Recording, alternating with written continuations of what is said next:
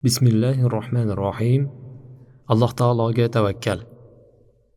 Tavakkal so'zi lug'atda ishni o'zgaga topshirish, boshqaga suyanish va umid qilish kabi ma'nolarni anglatadi.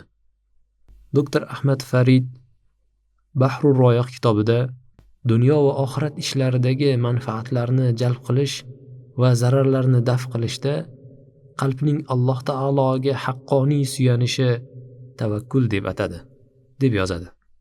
Demak, tavakkul deyilganda bandaning Alloh taologa to'liq suyanishi tushuniladi. Ulamolar haqiqiy tavakkalni yosh go'dakning onasiga suyanishiga o'xshatishgan. Ya'ni yosh go'dak nima so'rov bo'lsa, onasidan so'raydi, bor umidini onasiga bog'laydi.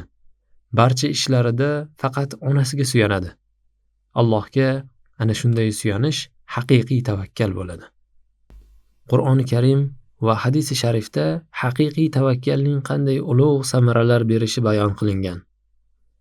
Alloh taolo marhamat qiladi: kim Allohga tavakkal qilsa, bas Allohning o'zi unga kifoya qilur.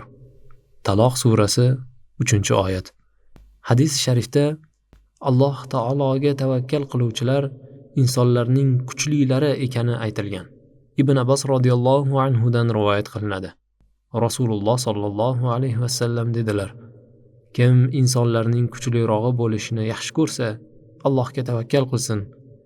Kim insonlarning hurmatlirog'i bo'lishini yaxshi ko'rsa, Allohga taqvo qilsin. Kim insonlarning boy badavlatrog'i bo'lishini yaxshi ko'rsa, uning uchun o'zining qo'lidagi narsa emas, Alloh iznidagi narsa ishonchliroq bo'lsin. Abu Nuaym Hilyada rivoyat qilgan. Musulmon kishi barcha ishlarida Alloh taologa suyangani bois qalbi tinch, nafsi xotirjam, islomi go'zal bo'ladi.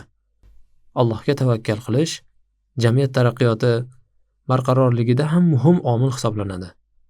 Ya'ni Allohga tavakkal qilgan inson o'zgalarning moliga ko'z olaytirmaydi, ta'ma qilmaydi, shariat man qilgan ishlardan tiyiladi. Chunki u rizq borasida sabablarga emas, balki sabablar yaratgan Alloh taologa suyanadi. Tavakkal qalbga xos tushuncha. Demak, til bilan so'zlash, a'zolar bilan harakat qilishda tavakkal qilishga o'rin yo'qdir.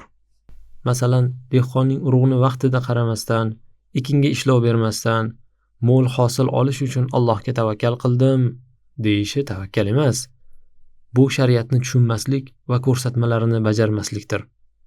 Urug'ni o'z vaqtida qadash, ekinni parvarish qilish, mo'l hosil olishga sabab xolos. Bu ishlarni amalga oshirib, so'ngra mo'l hosil olish umidida Alloh taologa tavakkal qilish va unga suyanish haqiqiy tavakkal bo'ladi. Bandalar rizq talabida harakat qilishlari kerak. Natija esa Allohdan bo'ladi. Juda katta mehnat mashaqqatlar bilan hech qanday natijaga erishmaslik yoki ozgina harakat bilan ulkan foydalar olish mumkin. E'tibor berilsa, bunday holatda rizq beruvchi yolg'iz Alloh taolo ekaniga va natija tamoman uning qo'lida ekaniga dalil va isbot bor. Xulosa qilib aytsak, natija sabablardan emas, Alloh taolodan ekaniga qalban ishonish haqiqiy tavakkal hisoblanadi. Vassalamu alaykum va rahmatullohi va barakatuh.